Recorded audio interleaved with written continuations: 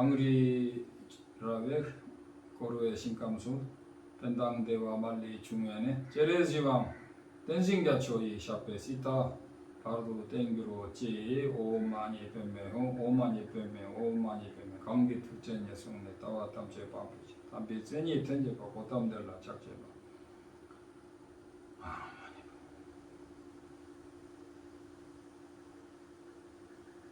상계 저당 초계 총남나 장초바로도 당기 개합수지 닭기 최년기 최세기회 총남에 돌라 벤질생 정말 3부. 네. 고조국사께서 초주성불이라고 말씀하셨는데 화엄경의 초주성불의 뜻이 무엇입니까? 초주성불이라는 것은 화엄경에 보면 십신, 십주, 십행, 십회양이 있는데 십신이 지나서 십주회 중에서 초주에 성불을 한다라고 고조국사께서 말하셨는데 초주는 성불리가 아니고 초주는 자량도 소중대에서 자량도 소예요. 십주 자체가 화엄경의 십주 자체가 자량도고 그다음에 자량도 소고 십행은 자량도 중, 십회양은 자량도 대가 되는 거예요. 그래서 자량도 대만 돼도 거의 부처님께서 친히 와서 수기를 해주신다고 할 정도로 대자량도가 대단한 겁니다. 근데 이런 오리지널 인도 불교에서 오리지널한 이론이 미륵보살이나 이런 분들의 용수보살의 오리지널한 수행 차지가 건너가지 않았기 때문에 초주를 성불이라고 하신 것 같은데 초주는 자량도입니다. 그리고 자량도를 지나서 십신, 십주, 십행, 십회양을 지나서 사가행을 지나서 초지, 견도에 가야 초지보살이 되는 거고 십지를 지나서 11지 금강유정 12지에서 성불을 하는 것이로 그렇게 교리를 교정하면 되겠습니다. 그러면 초주성불이라는 말과 발안욕따라 삼락삼보이심을 어떻게 비교해서 초주에 왜 초주라고 하냐면 그때 완벽한 견성을 하고 나서 완벽한 보리심을 바라는 단계가 초주다. 그래서 그때 완벽한 발보리심을 하는 거예요. 근데 발보리심, 무상등, 정등, 정각심이라고 하니까 어떤 사람은 무상등, 정등, 정각을 그때 깨쳤다라고 해석을 잘 못해가지고 초주성불이라고 하는 사람도 있는데 금강경에 나오듯이 발안약도라 삼맥삼보리 하는 것은 내가 보리심을 발해서 대승에 입문해서 보리심과 공성을 세세생생 닦겠다고 맹세하는 것이 발안육따라 삼맥삼보리심이고 그래서 금강경에 발안육따라 삼맥삼보리심도 정확히 말하면 화엄경의 초주 발심인데 아라한들도 그렇게 아라한은 이미 견성을 했기 때문에 아라한들도 그런 발심을 해서 바로 초주로 들어가는 거죠. 그래서 금강경에 발안육따라 삼맥삼보리 한 사람들은 전부 다 견성 시각을 이루고 그 다음에 초주에 다 이른 범부 보살들과 1250 아라한이라고 생각하시면 이게 초주 이상의 지전보살과 지상보살 이런 분들이 다 모여있다고 생각하시면 되는 거예요. 그래서 이런 발안육따라 삼맥삼보리는 안육따라 삼맥삼보심을 깨달았다는 말이 아니고 발했다는 말이에요. 발했다는 말은 현관장엄론에 그때 처음으로 대승의 속죄 보리심을 스승을 통해서 발하는 거죠. 그게 선제동자의 53 선지식 중에 11번째 되는 거예요. 이상. 네, 스님 질문 드리겠습니다. 아까 2부에 스님께서 견의 오염이 어디서부터 되었는가 실마리가 마연선사, 즉 하택종의 하택신의 계열의 마연선사와 또 그 이후에 규봉종밀, 규봉종밀의 어떤 견해에 오염이 있었다 이렇게 법문하셨습니다. 그래서 그런 것 같아요. 정확하게 모르는데 그 전에는 잘 모르겠고 내가 볼 때는 그때부터 이제 본격적으로 시작이 된 게 아닌가. 그러면 이제 거기서 견해 오염이라는 것은 공성에 대한 견해에 대한 오염입니까? 아니면 공성을 깨치는 차제를 잘못 이해하고 잘못 접근한 것입니까? 둘 다죠. 둘 다 하고 그 다음에 공성이 차지하는 비율이 공성만 완벽히 깨쳐서 성자가 되면 수타원이에요. 근데 보리심 수행은 육조 해당대사께서 따로 말씀하시지 않겠다고 했어요. 왜냐? 보리심 수행은 자기가 따로 말하시지는 않겠다. 그렇다고 해서 보리심 수행을 안 하면 안 되죠. 그래서 견성의 견해의 오염, 그 다음에 견성의 단계 오염, 수행 단계 오염 두 가지가 그때부터 시작이 된 게 아닌가. 그래가지고 맑은 물과 흐린 물이 동시에 흘러온 거 아닌가.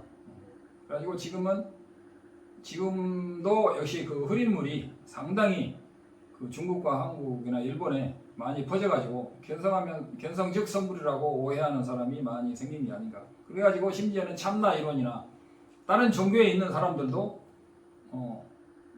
자기 성품을 보면 참 하느님을 보는 게 성품이다 해가지고 그 라마나 마리시나 라마 크리슈나가 말했던 그 아트만 자리를 보는 것을 많이 주장해가지고 그게 견성이다라고 주장하는 일도 많고, 이걸 보는 그 자리가 견성이다라고 하는 이런 외도 이론이 한국에 많이 퍼지게 됐다는 거죠. 이렇게 딱 주장자를 치면서 쿵 치면서 그 소리 듣는 놈, 또 소리 듣기 이전이 견성자리다라고 하는 이런 사견, 마하야의 견해, 아트만 이론들이 세상에 많이 나와 있는데 이건 분명히 아니라고 여기서 그렇게 가르치고 있습니다. 날란다 2000년 불교 역사가 그렇게 가르치고 있어요. 제가 개인적으로 말하는 게 아니고. 다음 질문하세요. 일체가 의존해서 연기함으로 홀로 존재할 수 없으므로 일체 제부가 모든 중생들과 함께 더불어서만 살고 자기 탓하고 그렇게 수행하면 되는 겁니까? 그러니까 일체가 의존해서 존재함으로 나라는 것이 없고, 그러고 그렇게 해서 모든 걸 자기 탓으로 수행하는 것이 수행의 핵심 중에 하나는 아니지만, 그러나 그 단계에도 참나론자들이나 그런 사람들도 그 공부를 해요.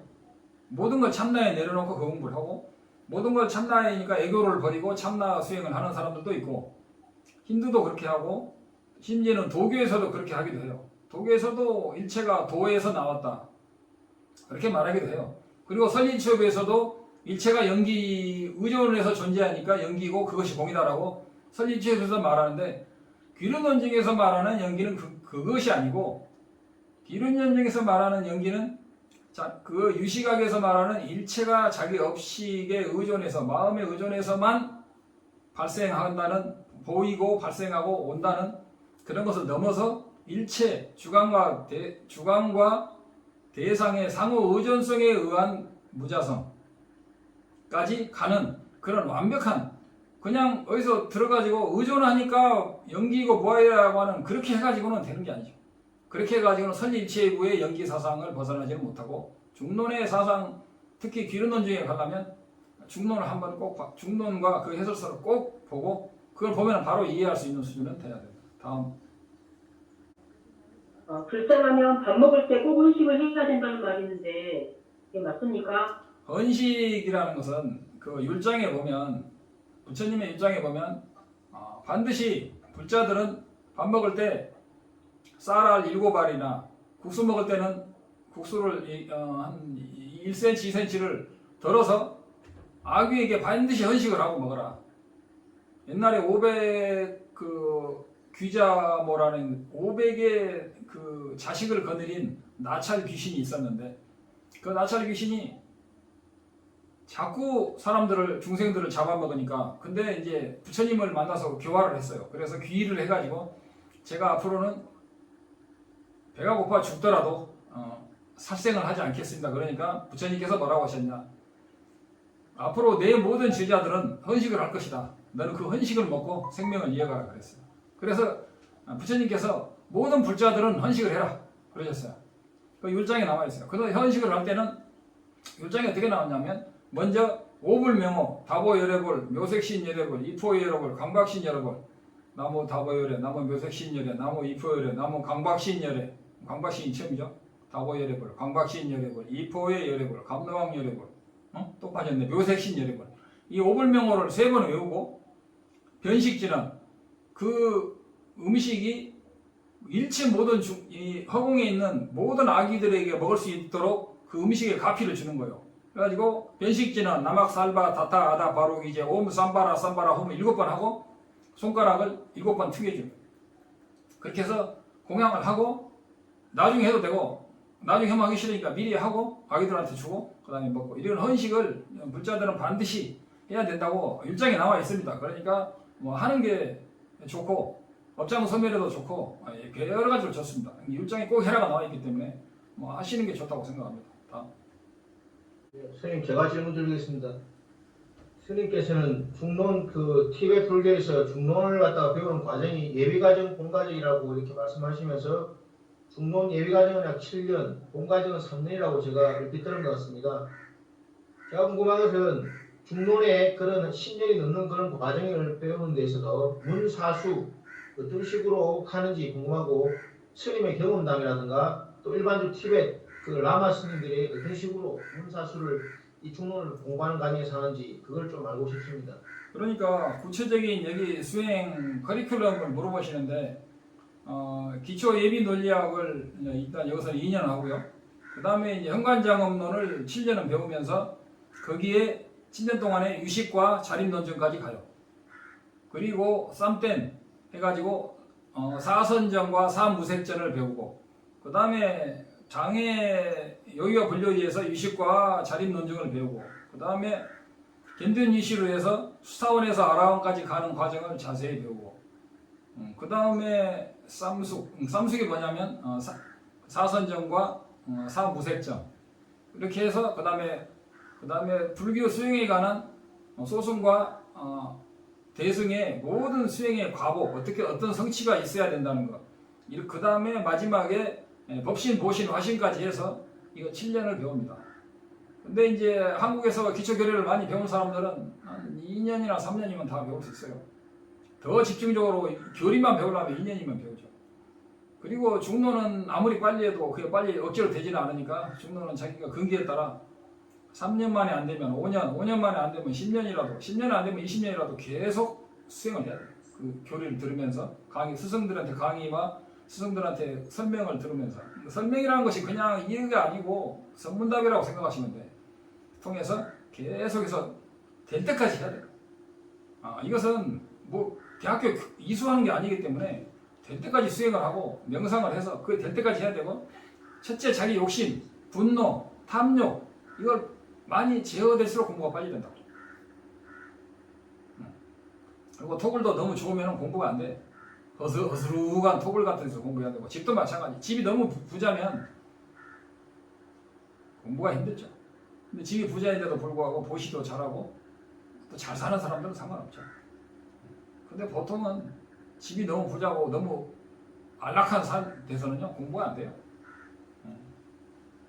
그래서 그 다음에 중론 3년 배우고 중론 3년 배우면 계율 2년, 구사론 2년 계율이 3년 또는 구사론 2년 배우고 그거 배우고 나면 밀교 3년 과정이 있고 그거 하면서 계속 문사수를 같이 수행해 나가는 거예요. 현교와 밀교를 하고 또 이제 그거 다 마치면 자기가 교수사로서 제자를 가르치기도 하고 또 토굴에 들어가서 수행하기도 하고 그런 것들이 굉장히 복잡하게 얽혀 있죠.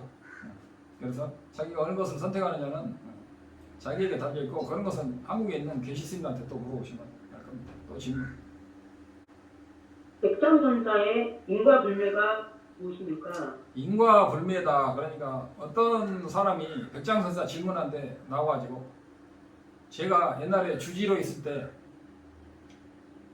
깨친 사람은 대수행자는 인과를 받습니까 안 받습니까 할 때 만약에 깨친 사람은 인과를 받습니까 안 받습니까? 거기서 깨친 사람은 뭐 아라함 미트로라고 해도 되고 수타원도 좋고 깨쳐가지고 이제 범부라도 깨친 사람들이라 해도 좋고 깨친 사람들은 인과를 받습니까? 수타원 이상은이라고 합시다. 수타원 이상은 인과를 받습니까 안 받습니까? 근데 아라한 이상은 받을 업이 없어요. 받을 업이 있으면 아라한이 되지를 않으니까.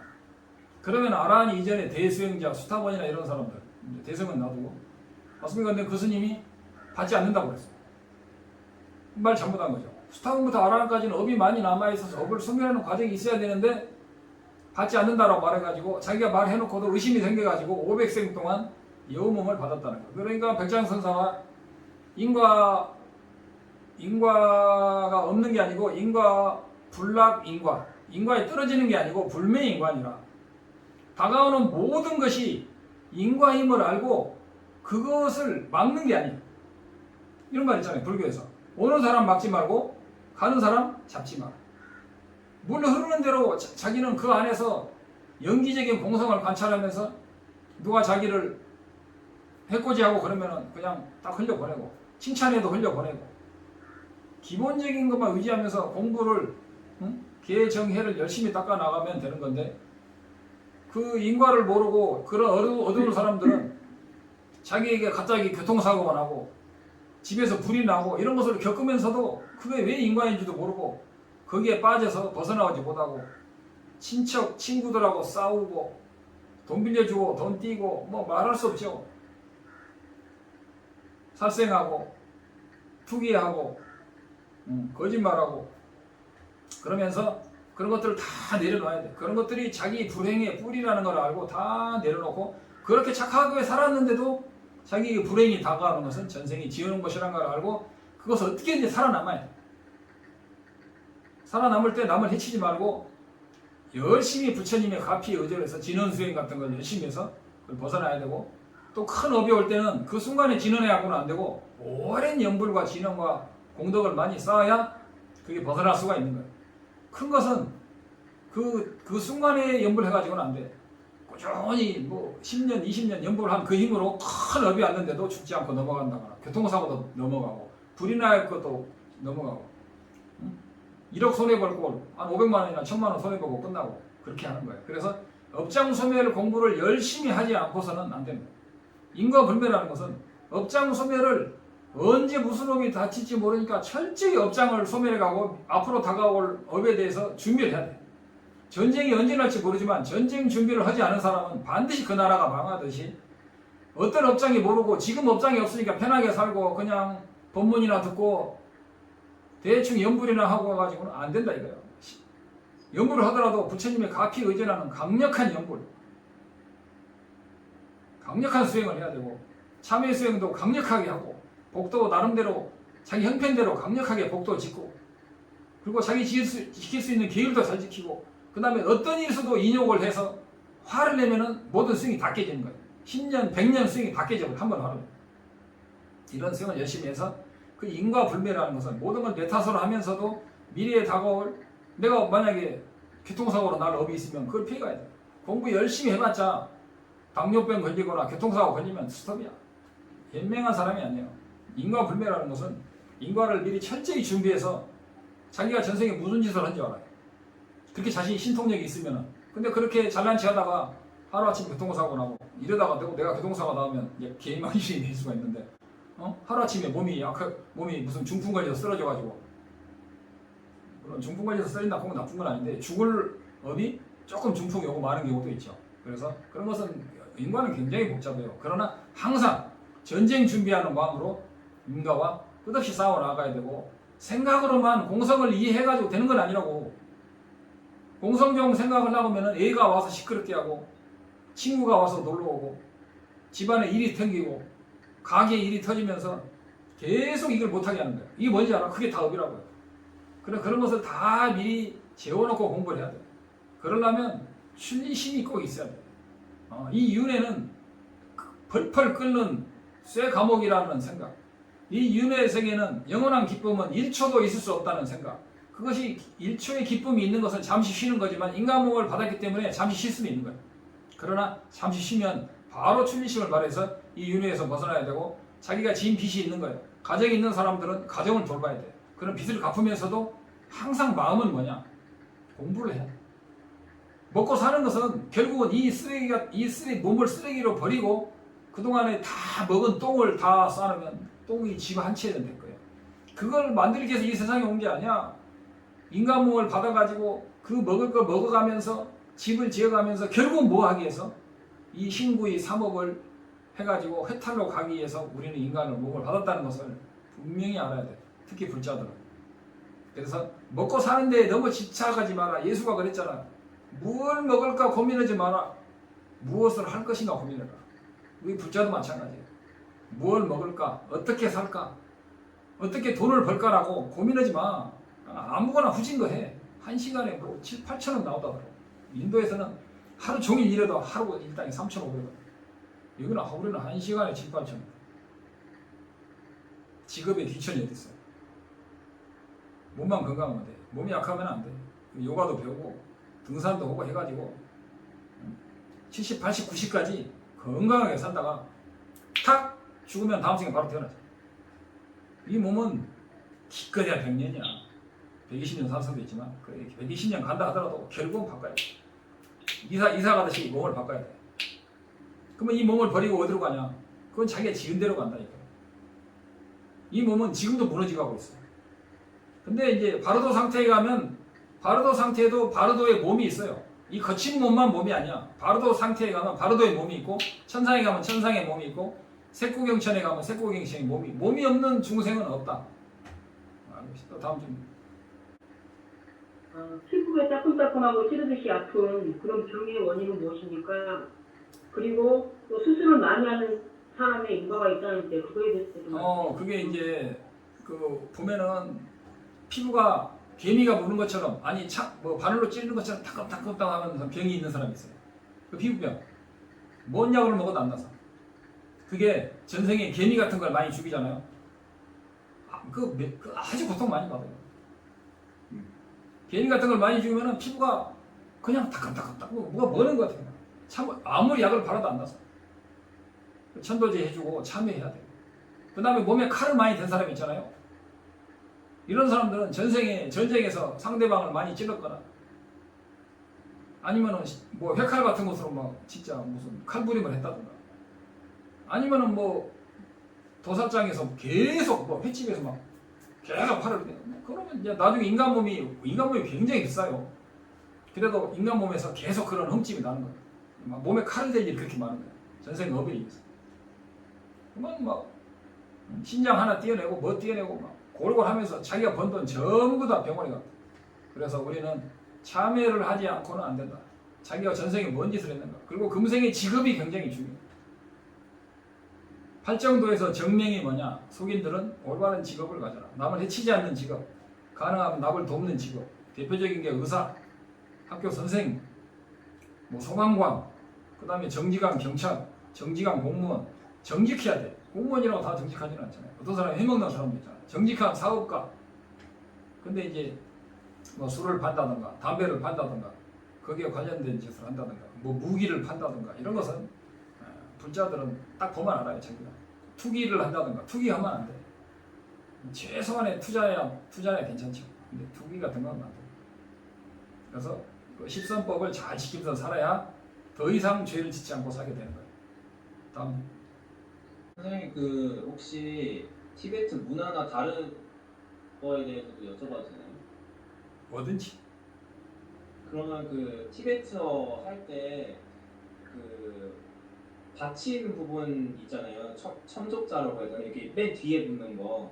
근데 그런 것들 뭐 가짜가 있거나 그러면 그런 건 거의 뭐 어떨 때는 안 읽고 또 뭐 빠라고 써져 있는데 실제로 발음하시는 거 들어보면 거의 바라고 얘기를 많이 그건 티벳의 문화야, 문화. 티벳에서 그렇게 빠라고 써놓고 빠가 아니고 바 비슷하게. 근데 자세히 들으면 빠도 살짝 섞여 있는 식으로 발음을 하거든요.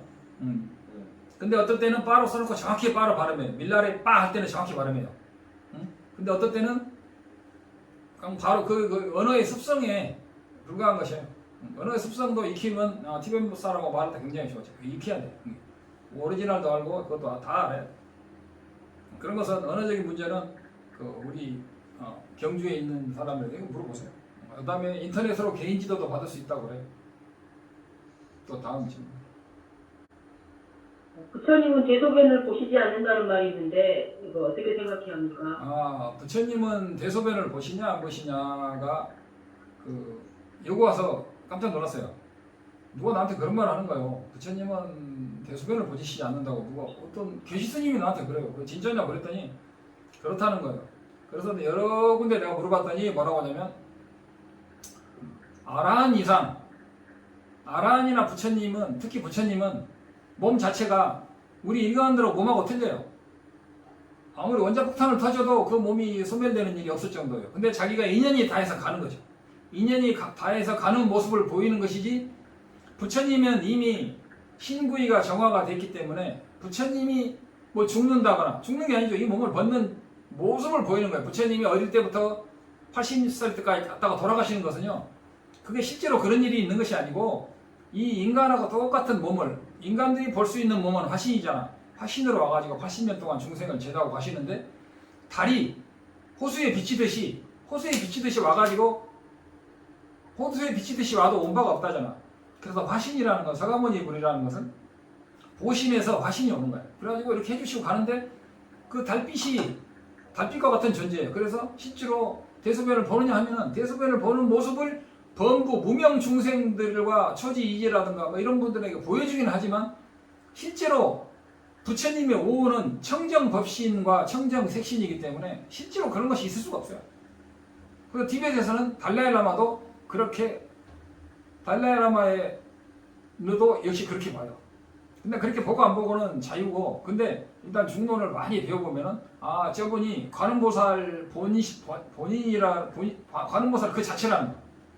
반야신경을 설하신 그 주인공이신 그 관음보살 그 자체라는 것이 확신이 올 때까지 공부를 하면 좋다고 생각합니다. 티베트에는 공성이 없다라고 가끔 말하는 사람이 있는데, 티베트 말 기억론이나 알고 말하는지 궁금합니다. 다음 질문. 예, 스님 제가 질문 드리겠습니다. 혹시 제가 25분이 오늘 넘으면 누가 이렇게 체크 한번 해주세요. 내가 지금 시기가 헷갈리네. 몇 분 됐어요? 모르지 아무도. 8시 48분. 아, 그거 말고 3부 시작한 지 이야기하세요. 네. 네, 스님 질문 드리겠습니다. 제가 오늘 아침에 달라야 존자님이 오래전에 쓰신 중론의 열쇠라는 그걸 읽었습니다. 읽으면서 제가 든 생각을 질문으로 드려보겠습니다. 그 내용이 보면 우리나라 선종에서 내려오는 부처가 뭡니까? 뜰 앞에 잣나무니라, 이런 선문답이 아니라, 그렇지만 뭔가 내용을 직설적으로 자기 존자님의 수행담을 직설적으로 표현했지만 읽고 나면 선문답이 같은 느낌이 많이 드는 그런 느낌이 많이 들었습니다. 그러니까 표현이 직설적이고 동적이고 다이나믹하지만 읽고 나면 그 이유는 선문답이 같은 그런 강한 느낌을 많이 받았습니다. 제가 궁금한 질문은 뭐냐면, 스님께서는 10년 동안 티베트 공부를 하시면서 텍스트를 많이 읽은 걸로 알고 있습니다. 그 텍스트를 읽으면서 거기서 나오는 부처님 그 공부를 하면서 논서들의 그런 분위기가 좀 그런 느낌이 있는가 궁금해서 여쭤보는 겁니다. 제가 항상 말하잖아. 읽고 나면, 예. 제가 항상 말하잖아. 진짜 선문답은 중론에 있다. 항상 그러잖아. 그리고 달라이라마 존자님께서 말씀하시잖아요. 우리가 중론의 해설서라든가 월칭보살의 책을 보면 그 사람하고 대면해서 그분이 강의하는 것 같은 감동을, 느낌을 받는다고 존자님께서 말씀하셔요. 저도 중론을 배우면서 그런 느낌을 많이 받았어요. 이것은 2000년 전에 영수보살이 직접 내 귀에, 스승님을 통해서 직접 내 귀에 대고 강의를 하시는 듯한, 저는 그런 걸 개인적으로 많이 받았어요. 그래서 굉장히, 부처님의 몸 화신은 3000년 전이지만 그의 법은 지금 우리를 가르쳐주는 스승을 통해서 내 귀에, 육신의 귀에 지금 들어오고 있구나라고 생각해서 굉장히 많은 감동을 받았고, 사실 지금도 받고 있는 중입니다. 이 정도 하고 다음 질문. 질문 드려도 될까요? 그 티베트 스님들 딱새를 하실 때 그 염주를 목에 있는 거 빼서 팔에다가 이렇게 걸치고 이렇게 하시더라고요. 근데 워낙 이게 비트가 세다 보니까 이게 자꾸 내려오는데 자꾸 올렸다가 또 하면 또 이렇게 내려가고 이렇게 하시더라고요. 근데 왜 굳이 팔에다가 껴서 하시는지 불편하게, 그게 너무 궁금했어요. 그거 아무것도 아니야. 해갖고 딱 치잖아요? 내려오잖아요. 그럼 또 해놓고 하는 거예요. 이따가 놓고 치면은 안 좋잖아. 흔들거리니까. 그러니까 자꾸 걸고 치고 막 그렇게 하면서 옷도 벗었다 입에다 하면서 신나게 재밌게 하는 거예요.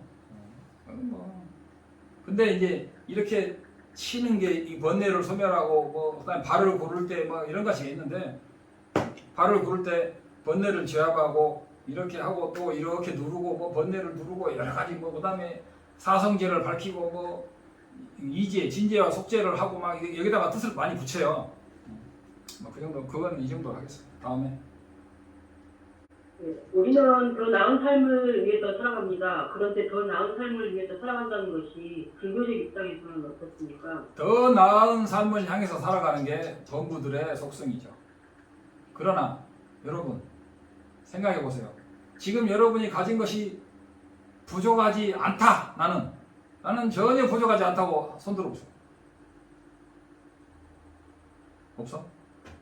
나 혼자 들었어요. 지금 여러분이 부족하고 생각하는 것 떠나서 지금 당장에 어떤 업이 와서 여러분의 양팔을 끊어갔다고 합시다. 여러분의 양팔을 끊었다고 생각해요. 아니면 혀를 안 죽을 정도로 다리를 끊었어. 아니면 팔다리를 다 끊었어. 그때 생각나는 게 뭐겠어요? 끊기 전에가 최고 행복했던 게.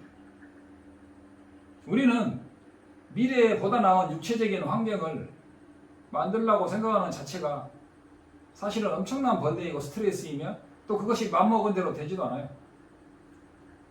지금 주어진, 지금 요 앞에 지금 이 법회에 참석하신 분들은 지금 주어진 이 순간이 최고의 나에게 복된 순간이라는 생각을 하셔야 될 필요가 있다 생각해. 지금 한국에서 밥 먹는 거지도 밥은 먹잖아요. 밥 먹으면 공부할 수 있는 거예요. 나는 그렇게 생각해. 더 나은 삶, 더 나은 수행 환경, 더 나은 수행 환경이라고 생각하는 그 순간에 이 사람의 다리 두 개가 끊겼다 생각해 보세요. 아, 내가 이미 완벽한 수행 환경이 있었는데 내가 그때 완벽한 수행 환경이라는 걸 몰랐다고 생각해. 어떤 사람은 아기를 키워야 되고 아기를 항상 안고 이 아기가 아침, 점심, 저녁으로 하루에 10시간 내가 안고 있어요. 너무 바쁘다. 그래? 그러면 니는 팔다리 끊어. 나중에 아기를 볼 팔이 없어. 먹고 살라기도 없어. 아기를 안고 연구를 해야지. 아기를 들어 운동도 하고 아기를 안고 몸도 좋아지다. 뛰어 아기를 안고. 사람들은 컵에 반 컵에 물이 반이 있을 때 어떻게 보느냐라는 말도 있잖아요. 자기를 좋게 보느냐 나쁘게 보느냐를 세속적으로는 웬만하면은 긍정적으로 봐야 돼.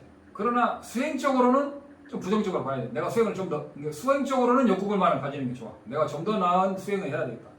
세속적으로는 사람들은 좋은 직장, 대기업에 가기 위해서 경쟁률이 뭐 내가 알기로 100대 1, 200대 1. 중소기업은 두루라기도 안 들어. 그러면 중소기업하고 대기업의 월급 차이가 중소기업은 뭐 150, 200, 대기업은 뭐 400, 500인데 왜 거기다 목숨을 거냐 이거야. 우리 삶을 한 시간에 1억으로 계산해도요. 하루면 24억이야. 한 달이면 3 곱하면 70억이야. 1년이면 800억 잡읍시다. 100년이면 8조밖에 안 돼. 8조에 여러분 목숨 팔 수 있어요? 앞으로 여러분 50년이 산다고 해도 한 시간에 1억의 품삯을 받아도 여러분의 생명을 살 수가 없어요. 200이나 400이나 그냥 똑같아. 찬밥 먹거나 더운 밥 먹거나 뷔페 먹거나 다 똑같아. 이거 들어가서 나오는 건 중요한 건 이거라는 거예요. 네, 공부를 해야 돼. 그래서 젊은 사람들은 좋은 직장 가지기 위해서 몸부림치지 마. 남을 딛고 올라가려 하지 말고 당당히 그 아래서 너희들 잘 살아. 나는 이것만 있어도 먹고 살아. 인도염은 하루 품삯이 3,500이 하루 노가대. 그 다음에 이제 기술자들은 5,000원 받지. 5,000원? 기술자들이 한 500루피 받으니까 기술자들은 고급 기술자들은 10,000원 가까이 받아요. 하루에. 고급 기술자들은 10,000원도 받고 9,000원, 10,000원까지 받아요. 근데 우리는 시급 잘 받는데 그 정도 받잖아요. 한국에 이제 특히 한국에 있는 사람들은 너무 월급이라든가 명예라든가 대기업 그거 다 뭐 할 거예요. 죽으면요 대통령은 다 필요 없어요. 그리고 자기가 죽을 때는 자기 이름도 생각이 안 나요. 내가 인간인지 짐승인지도 그걸 구별할 수 없어요. 죽게 되면 죽음의 순간에는. 그리고 자기가 축생으로 될 때는 축생의 뱃속이 자기 집으로 보인다는 거예요. 축생으로 쑥 들어가는 거예요. 그럼 뭐가 중요하냐? 그걸 잘 생각해서 공부에 집중해야 되는 게 아닌가 생각합니다. 다음 질문하세요. 네, 스님 질문 드리겠습니다. 제가 그 최근에 쫑가파 대사님의 일대기에 관한 책을 읽고 있습니다. 그 책을 읽으면서 많은 생각과 참 감탄스러운 느낌을 많이 받고 있습니다. 스님은 우리나라에서도 한국에서도 승려 생활을 오래 하셨고 또 티베트 불교 승려로서도 지금 수도를 하고 계십니다. 스님이 그 오랜 기간에 승려 생활을 통해서 보실 때 14세기에 제2의 부처로 현생하신 쫑가파 대사님을 어떻게 보시는지 궁금합니다. 뭐 내가 갤룩파고 갤룩파 창시자니까 뭐 제가 말하면 입 아프겠죠. 그래서 티베트에서는 특히 갤룩파에서는 달라일라마도 그러시잖아요. 쫑가파 전자는 무수보살의 화신이며 거룩한 대성자다. 그래서 물론 티베트에는 수많은 성자가 계시죠. 밀라레파도 존자도 계시고 사키아 판디타라든가 많죠. 어마어마하게 많아요. 성자들이 티베트에. 정말 전설적인 인물들이 많아요. 고망이라는 이 절에 가면 스님들이 2,000명, 2,500명이 대론을 해요. 근데 이 스님들이 문으로 안 가. 그냥 벽을 다 뚫고 들어가. 모여라 하면 막 벽으로 막 지나다녀. 벽을 뚫고 지나다녀.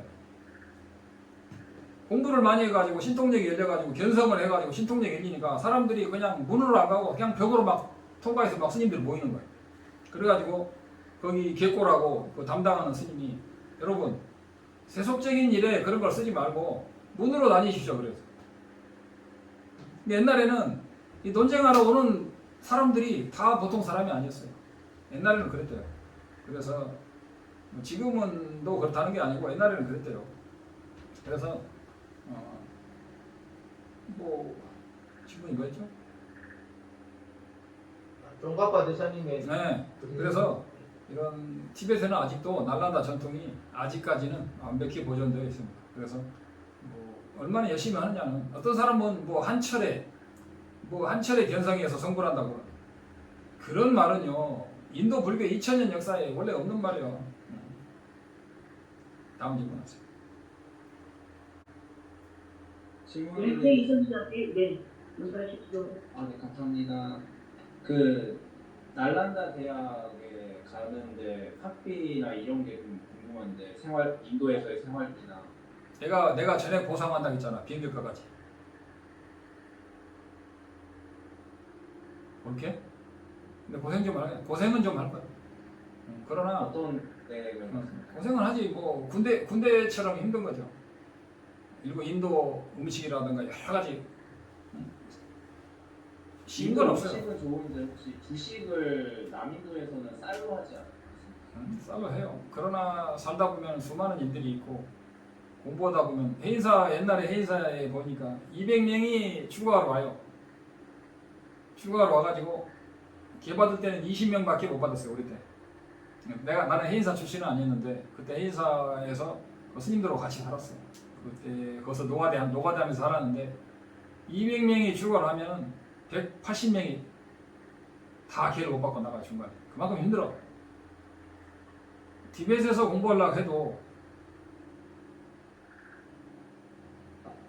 역시 나는 군대 생활 힘들게 했지만 군대 생활보다 중국 생활이 더 힘들더라고.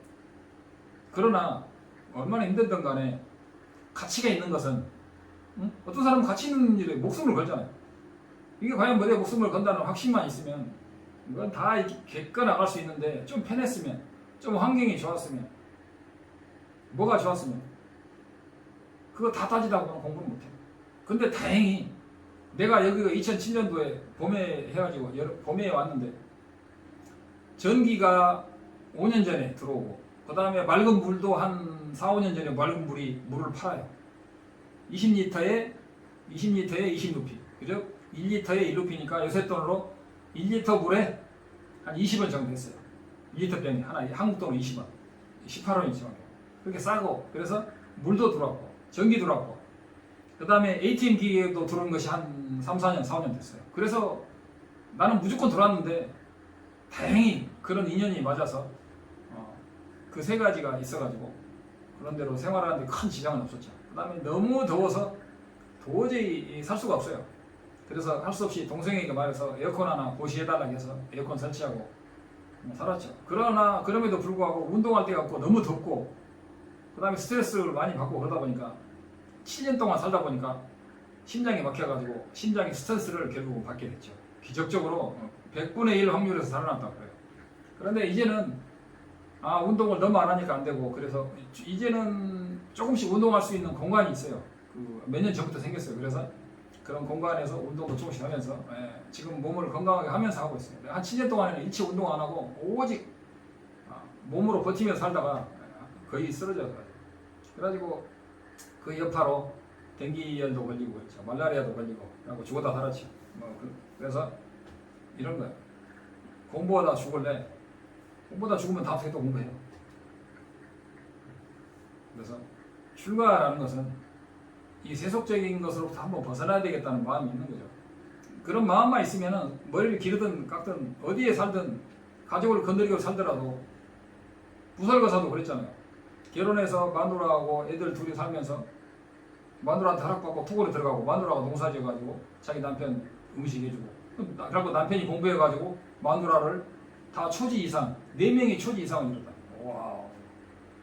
그래서 어디에 있든 이것이 가장 중요한 거예요. 꼭 인도에 와서 잘 된다는 보장도 없어요. 근데 확률이 높은 거지. 그리고 주변에 수많은 도반과 계시와 라마 그다음에 달라라고 법문도 직접 많이 들을 수 있고 직접 다 경험할 수 있고 2000년 전에 1100년대에 날란다가 멸망했는데 지금 한 900년 됐죠. 한 1000년 전에 날란다의 모습을 간접적으로 경험할 수 있죠. 여기 보면 거의 그대로예요. 내가 볼 때. 몇천 명씩이 막 모여가지고 대단하죠. 다음 질문 하세요. 하나만 더 받겠습니다. 일체 이전 자리, 듣기 이전 자리, 어떤 분별도 없이 듣는 그 자리에 대해서 다시 한번 설명해 주시죠. 그러니까 막 유튜브에다가 어떤 분별도 없이 듣는 자리, 듣기 이전의 자리 이런 것을 성품이라고 견성이라고 하는데 내가 말했잖아요. 그건 외도 이론이라고. 그거 굉장히 많아요. 길게 이야기하지 않겠습니다. 아무튼 굉장히 중요한 일. 3부 마치고요. 한 1, 2분 쉬었다가 4부 합시다.